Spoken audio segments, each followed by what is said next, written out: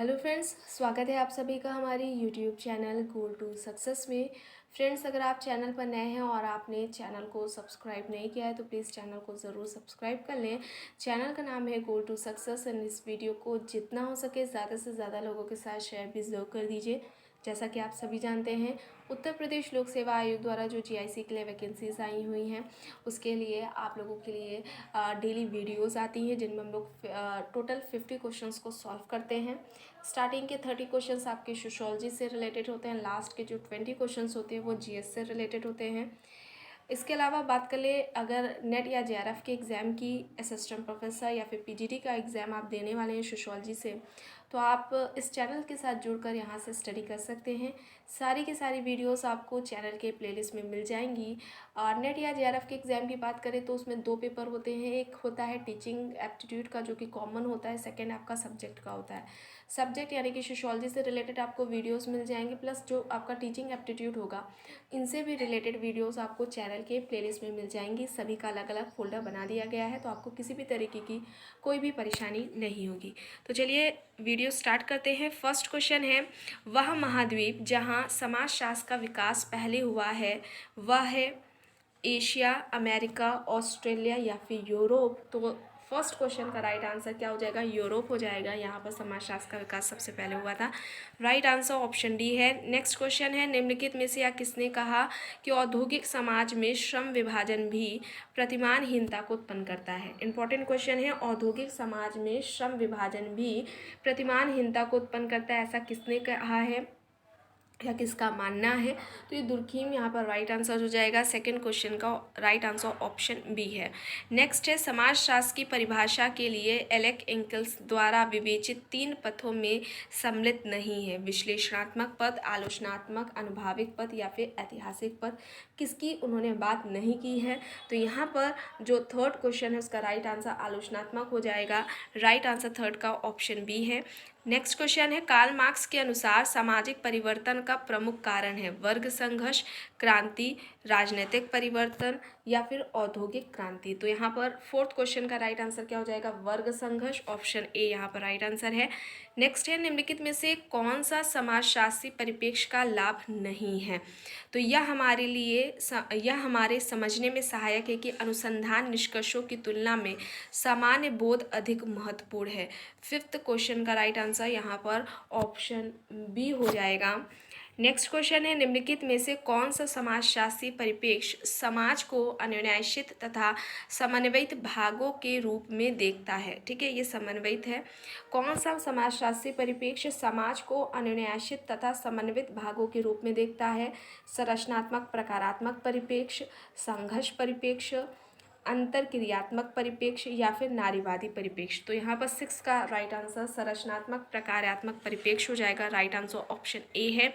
Next है, समाजशास्त्र एक विज्ञान के रूप में नहीं है, अनुभाविक, सैद्धांतिक, संचयी या फिर नीतिपरक? तो यहाँ पर 7 का राइट आंसर नीतिपरक होगा। ऑप्शन डी यहाँ पर राइट आंसर होगा। नेक्स्ट है, वह विषय जो समाजों का समग्र रूप में अध्ययन अधिक रूप में करता है वह है समाजशास्त्र, मानवशास्त्र, मनोविज्ञान या फिर अर्थशास्त्र? समाजों का समग्र रूप में अध्ययन कौन करेगा? समाजशास्त्र, मानवशास्त्र, मनोविज्ञान या अर्थशास्त्र? तो समाजशास्त्र यहाँ पर right answer option A. Next है, किसके अनुसार नाभिकीय परिवार की अवधारणा आज भी भारतीय अवधारणा नहीं है? ठीक है, इंपॉर्टेंट क्वेश्चन है। नाभिकीय परिवार की अवधारणा आज भी भारतीय अवधारणा नहीं है। मेलोनोवस्की का मानना है, आईपी देसाई, इरावती कार्वे या फिर एमएस कोरे का मानना है ये? तो यहाँ पर आईपी देसाई का ये कहना है कि नाभिकीय परिवार की जो अवधारणा है वह आज भी भारतीय अवधारणा नहीं है। राइट आंसर ऑप्शन बी है। नेक्स्ट है, समुदाय सबसे छोटा प्रादेशिक समूह होता है जो सामाजिक जीवन के समस्त पहलुओं को छूता है। यह कहना किसका है? बोटोमोर का, मैकेवेन पेज का, किंगसल डेविस या फिर किम्बॉल यंग? तो यहाँ पर जो 10th क्वेश्चन है उसका राइट आंसर ऑप्शन सी है। 10th क्वेश्चन का राइट आंसर यहाँ पर ऑप्शन सी है।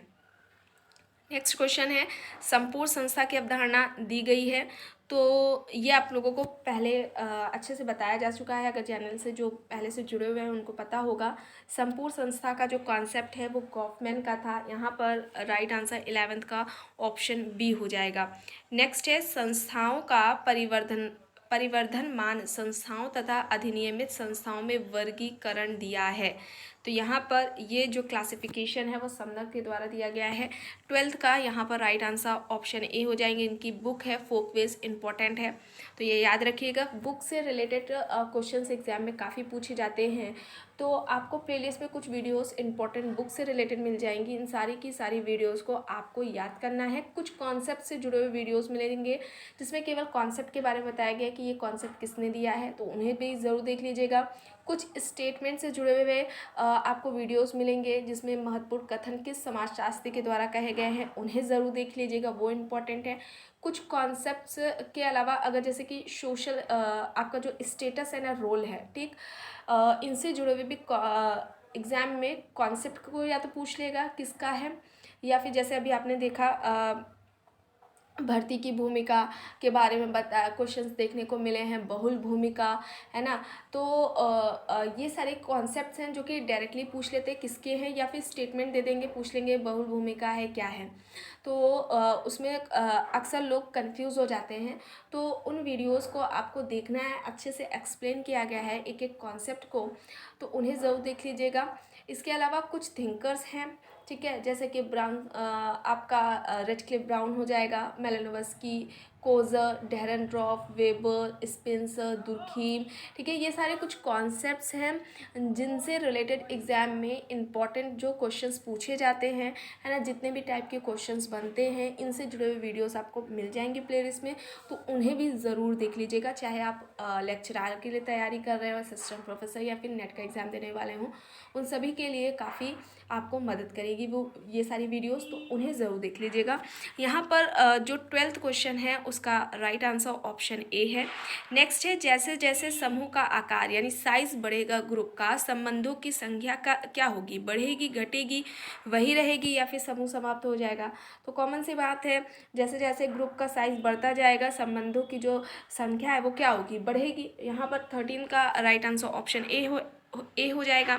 नेक्स्ट है, जॉर्ज सेमेल के अनुसार सबसे कम स्थिर समूह है द्विक समूह, त्रिक समूह, लघु समूह जिसमें 3 व्यक्तियों से अधिक की बात की है, या फिर बड़े समूह।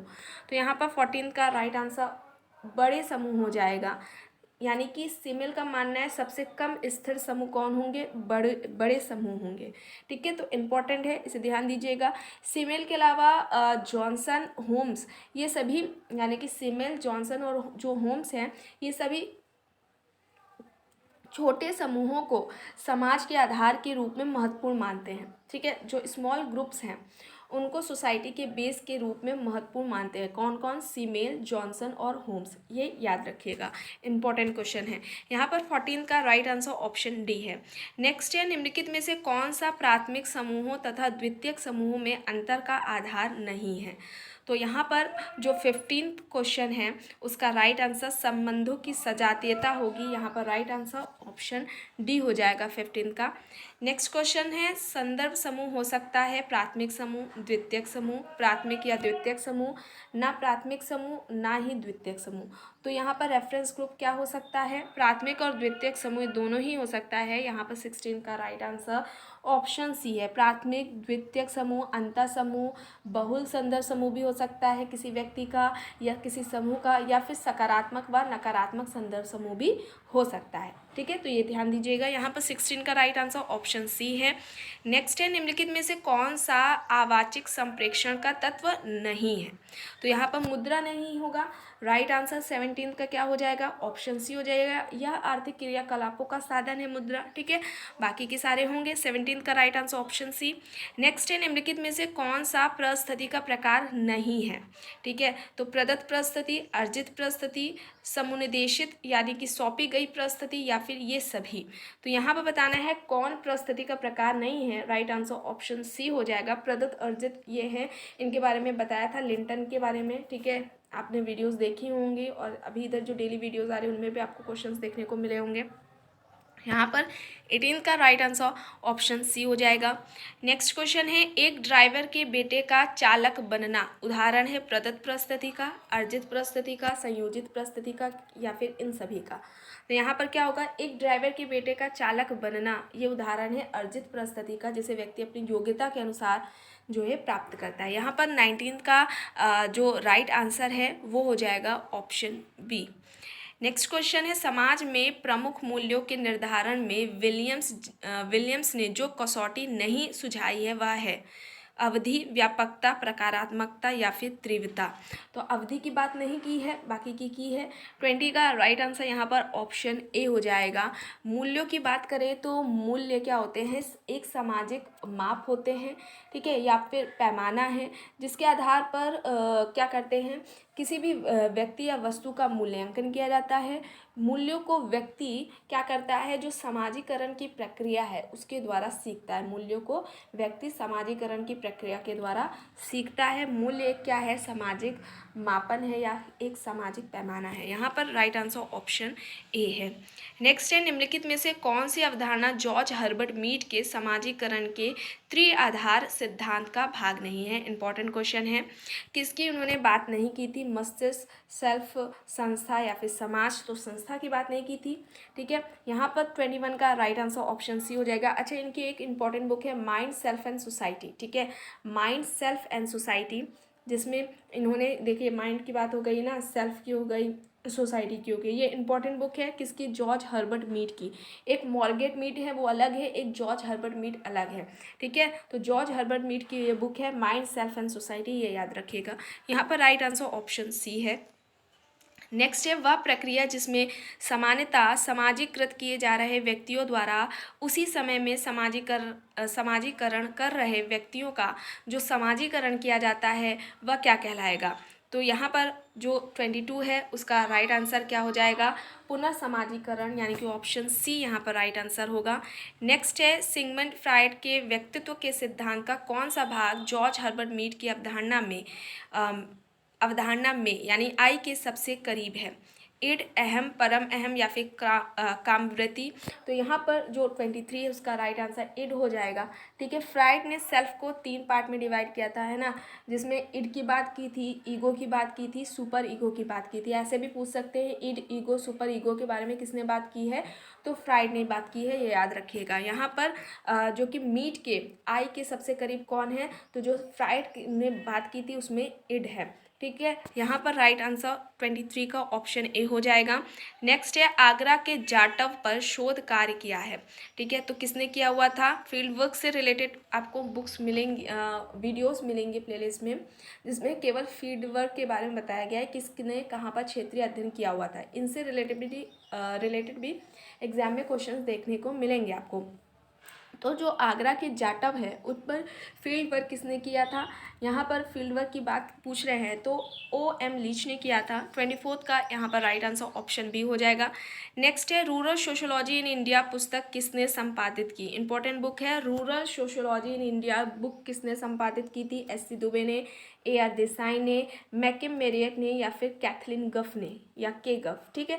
तो यहाँ पर रूरल सोशोलॉजी इन इंडिया यह बुक किसकी है। 25 का यहाँ पर राइट आंसर A.R. देसाई हो जाएगा। Rural sociology in India book A.R. Desai की है, ठीक है, right answer option B. Next है, निम्नलिखित में से कौन सा कथन यहाँ पर सही नहीं है। एक ही समुदाय के अंतर्गत अनेक संघ हो सकते हैं, एक व्यक्ति अनेक संघों का सदस्य हो सकता है, समुदाय संघ बनते हैं, ठीक है, या फिर बन सकते हैं, संघ कम से कम अस्थायी रूप से समुदाय बन सकते हैं। तो यहाँ बताना है कौन सा सही नहीं है, ठीक है। तो समुदाय संघ बन सकते हैं ये सही नहीं है, बाकी के सारे सही हैं। 26 का राइट आंसर ऑप्शन सी होगा। नेक्स्ट क्वेश्चन है, निम्नलिखित में से कौन सा समुदाय का उदाहरण नहीं है। एक कबीला, एक जाति, एक बंदी गृह या फिर एक गांव। तो यहाँ बताना है समुदाय यानी कि कम्युनिटी का एग्जाम्पल नहीं है, एक जाति नहीं होगा, ठीक है। यहाँ पर राइट आंसर 27 का ऑप्शन बी है। नेक्स्ट है, निर्धनता की संस्कृति की जो अवधारणा है किसकी है, ठीक है, जितने भी चैनल से जुड़े हुए पहले के लोग हैं उनको बताया गया है। निर्धनता की संस्कृति का जो कॉन्सेप्ट है ऑस्कर लेविस ने दिया था। यहाँ पर 28 का राइट आंसर ऑप्शन डी है। नेक्स्ट है, निम्नलिखित पुस्तकों में से हर्बर्ट स्पेंसर द्वारा लिखी गई कौन सी पुस्तक है। अच्छा, हर्बर्ट स्पेंसर ने कौन सी बुक लिखी थी ये बताना है। तो प्रिंसिपल्स ऑफ सोशियोलॉजी ये इनकी बुक है। यहाँ पर 29 का राइट आंसर ऑप्शन डी है। ठीक है, द सिटी ये रॉबर्ट पार्क की बुक है। सोशल स्ट्रक्चर किसकी बुक है, ये मर्टन की है। The city Robert park, social structure Merton की हो जाएगी। प्रिंसिपल्स ऑफ सोशियोलॉजी ये स्पेंसर की बुक है। नेक्स्ट है, निम्नलिखित कथनों में से कौन सा सही है। प्रतीकों में आते हैं संकेत तथा संकेतक, संकेतों में आते हैं संकेतक तथा प्रतीक, संकेतकों में आते हैं संकेत तथा प्रतीक, या फिर उपरोक्त सभी सही हैं। यहाँ पर सही बताना है, तो ये सारे सही हैं। राइट आंसर 30 का ऑप्शन डी है। अब यहाँ से जीएस के स्टार्ट हो रहे हैं क्वेश्चंस, तो देखते हैं। 31 क्या है, हाल ही में प्रधानमंत्री नरेंद्र मोदी ने किस ऐतिहासिक घटना के शताब्दी समारोह का वीडियो कॉन्फ्रेंस के जरिए उद्घाटन किया। चोरी चौरा शताब्दी समारोह, सविनय विज्ञान आंदोलन समारोह, गांधी अरविंद समझौता समारोह, या फिर इनमें से कोई नहीं। तो चोरी चौरा जो शताब्दी समारोह है इसका किया था कॉन्फ्रेंस के जरिए उद्घाटन। ठीक है, यहाँ पर 31 का राइट आंसर क्या हो जाएगा, ऑप्शन ए हो जाएगा। ये घटना कब कब हुई थी 4 फरवरी को। ठीक है, और ये बनाया कब गया, इसका डेट याद रखिएगा, 4 फरवरी 2021। ठीक है, 4 फरवरी 2021। अभी हाल ही में इस घटना के 100 वर्ष पूरे हुए हैं। कितने, 100 वर्ष पूरे हुए हैं। और इस दिन ही पीएम ने यानी प्रधानमंत्री जी ने डाक टिकट भी जारी किया था। ठीक है, तो ये याद रखना है। यहाँ पर 31 का जो राइट आंसर है वो है ऑप्शन ए। नेक्स्ट है, 24 नवंबर 2020 को किसे अंतर्राष्ट्रीय क्रिकेट परिषद का अध्यक्ष चुना गया है। इंपॉर्टेंट क्वेश्चन है। 24 नवंबर 2020 को किसे अंतर्राष्ट्रीय क्रिकेट जो परिषद है उसका अध्यक्ष चुना गया था। तो यहाँ पर ऑप्शंस देखिए, Greg बेगरले, Shashank Manohar, Ian Whatmore, या फिर इनमें से कोई नहीं। तो यहाँ पर 32 का राइट आंसर ऑप्शन ए है। ठीक है, ग्रेग बेकरले, यहाँ पर राइट आंसर ऑप्शन ए है। नेक्स्ट है, 14 जनवरी 2021 को देश की पहली एयर टैक्सी सेवा किन 2 शहरों के बीच शुरू की गई। इंपॉर्टेंट क्वेश्चन है, अच्छे से देखिएगा। 14 जनवरी 2021 देश की पहली एयर टैक्सी सेवा किन 2 शहरों के बीच में शुरू की गई है। कानपुर से आगरा, अहमदाबाद एवं राजकोट, मुंबई एवं पुणे, या फिर चंडीगढ़ एवं हिसार में। तो यहाँ पर 33 का चंडीगढ़ एवं हिसार हो जाएगा। ठीक है, पहली एयर टैक्सी सेवा जो पहली एयर टैक्सी सेवा है ये 2 शहरों के बीच में शुरू की गई है। राइट आंसर ऑप्शन डी है। नेक्स्ट है, 10 दिसंबर 2020 को संपूर्ण विश्व में मानव अधिकार दिवस मनाया गया। मानव अधिकार दिवस ऐसे भी पूछ सकते हैं कब बनाया गया, तो 10 दिसंबर। ठीक है, वर्ष 2020 में इस दिवस की जो थीम थी वो क्या थी, मानव अधिकार एवं सामाजिक सुरक्षा, मानव अधिकार के लिए युवा खड़े हों, समानता न्याय एवं मानव गरिमा के लिए खड़े हों, या फिर recover better stand up for human rights. तो यहाँ पर recover better stand up for human rights. Right answer 34 question का ऑप्शन डी हो जाएगा। अक्सर एग्जाम में डेट्स एंड उनसे रिलेटेड जो थीम होती है उनसे रिलेटेड आपको क्वेश्चंस देखने को मिलेंगे। ठीक है, तो उसे ध्यान से देखिएगा। अब यहाँ पर 35 क्वेश्चन है। 1 दिसंबर यानी कि 1 दिसंबर 2020 को जो संपूर्ण विश्व में विश्व एड्स दिवस मनाया गया। वर्ष 2020 में इस दिवस का जो मुख्य विषय था यानी कि थीम थी वो क्या थी, वैश्विक एकजुटता, साझेदारी, साझा जिम्मेदारी।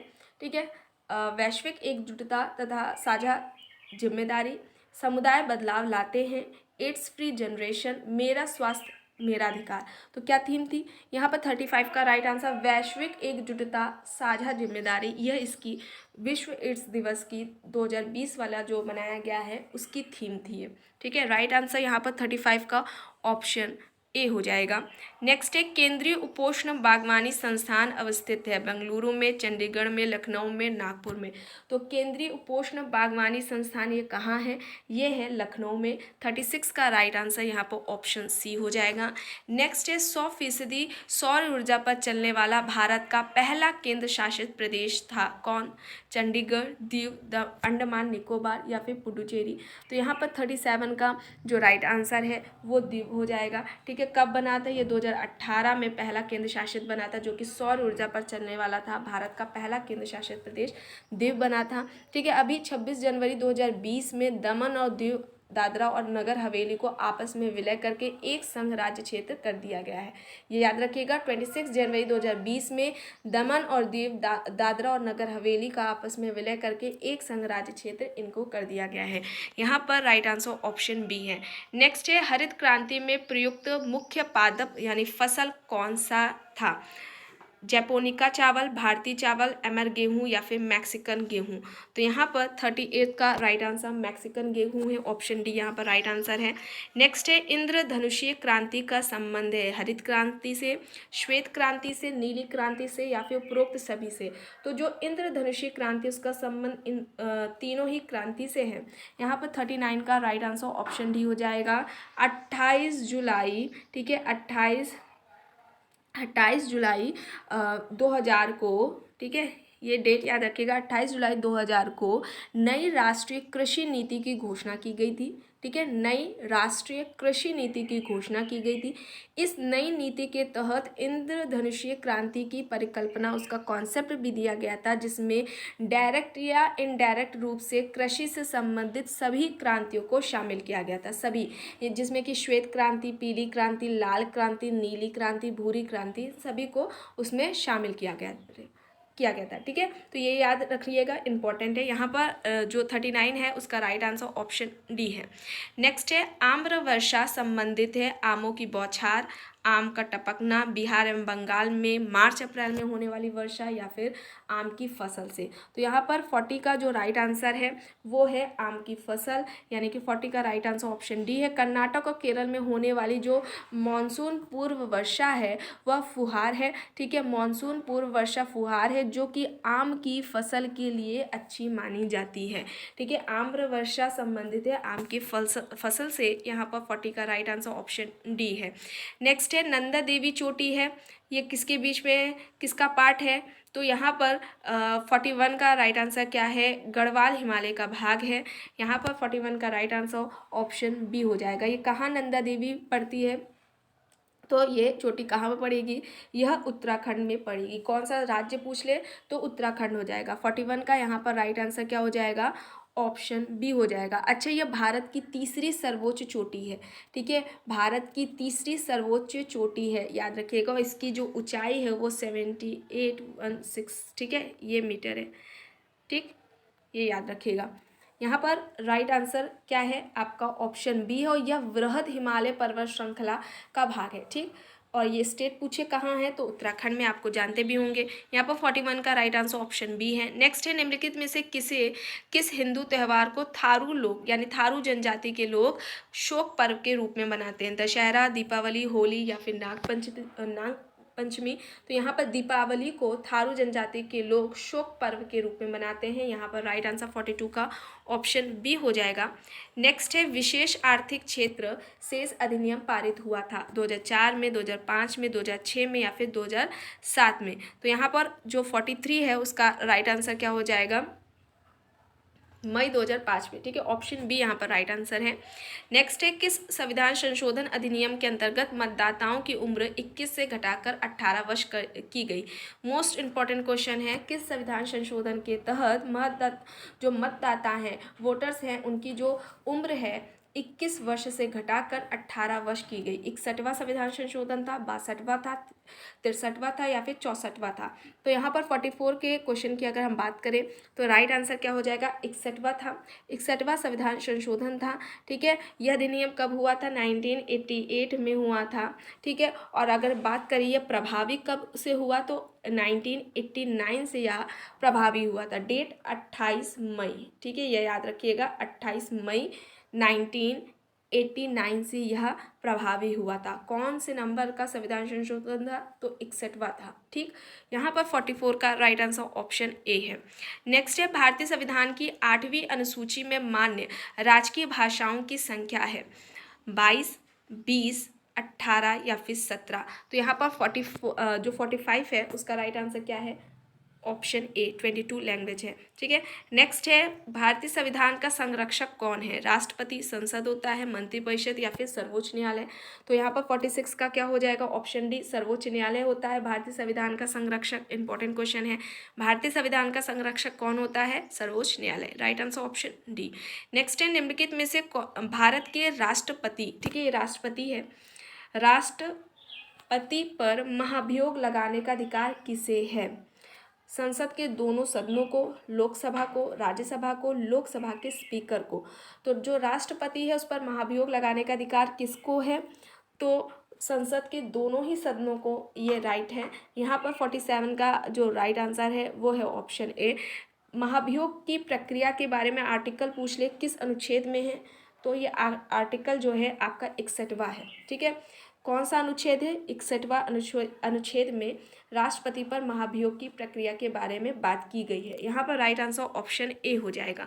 नेक्स्ट है, भारतीय संविधान के किस अनुच्छेद में 42वें संविधान संशोधन विधेयक द्वारा मूल कर्तव्यों को सम्मिलित किया गया? अब देखिए क्वेश्चन कैसे बन सकता है, ऐसे भी बन सकता है कि मूल कर्तव्यों से संबंधित कौन सा संविधान संशोधन हुआ था? तो ये 42वां हुआ था। ठीक है, अब यहाँ पर पूछा जा रहा है भारतीय संविधान के किस अनुच्छेद में, ठीक है आर्टिकल बताना है किस अनुच्छेद में 42वें संविधान संशोधन विधेयक द्वारा मूल कर्तव्यों को शामिल किया गया। तो यहाँ पर 48 का राइट आंसर क्या हो जाएगा आपका? आर्टिकल 51A में। ठीक है, राइट आंसर ऑप्शन यहाँ पर बी हो जाएगा। ठीक है, राइट आंसर ऑप्शन बी हो जाएगा।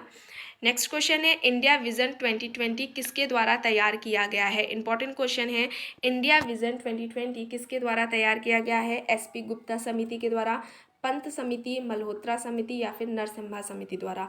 तो यहाँ पर राइट आंसर ऑप्शन ए हो जाएगा, SP गुप्ता समिति द्वारा। 49 का राइट आंसर ऑप्शन ए है। योजना आयोग ने जून 2000 में इंडिया विजन 2020 पर एक समिति गठित की थी। ठीक है, या योजना आयोग द्वारा जून 2000 में इंडिया विजन 2020 पर एक समिति गठन की गई थी, जिसके अध्यक्ष की बात करें तो योजना आयोग के सदस्य कौन थे? Doctor SP Gupta. ठीक है, कौन अध्यक्ष थे? डॉक्टर SP गुप्ता थे। ठीक है, ऐसा भी पूछ सकते किसके द्वारा तैयार की गई थी? तो ये SP गुप्ता समिति द्वारा तैयार की गई थी। यहाँ पर राइट आंसर ऑप्शन ए है। नेक्स्ट है, नेशनल प्लानिंग कमेटी का गठन किया गया जवाहरलाल नेहरू, ए दलाल, सुभाष चंद्र बोस या फिर लाल बहादुर शास्त्री। तो यहाँ पर राइट आंसर क्या हो जाएगा? सुभाष चंद्र बोस द्वारा गठन किया गया था नेशनल प्लानिंग कमेटी का। और अगर इसकी बात करें अध्यक्षता किसने की थी, तो जवाहरलाल नेहरू ने इस कमेटी की अध्यक्षता की थी। ओके, तो फ्रेंड्स आज की वीडियो में बस इतना ही। आई होप आपको वीडियो पसंद आई होगी, एंड अगर पसंद आई है तो प्लीज़ लाइक करिएगा, कमेंट करके ज़रूर बताइएगा। चैनल पर अगर आप नए हैं तो चैनल के साथ जुड़ जाइए, उसे सब्सक्राइब ज़रूर कर लीजिए, और इस वीडियो को जितना हो सके ज़्यादा से ज़्यादा लोगों के साथ शेयर भी ज़रूर करिए। Thank you.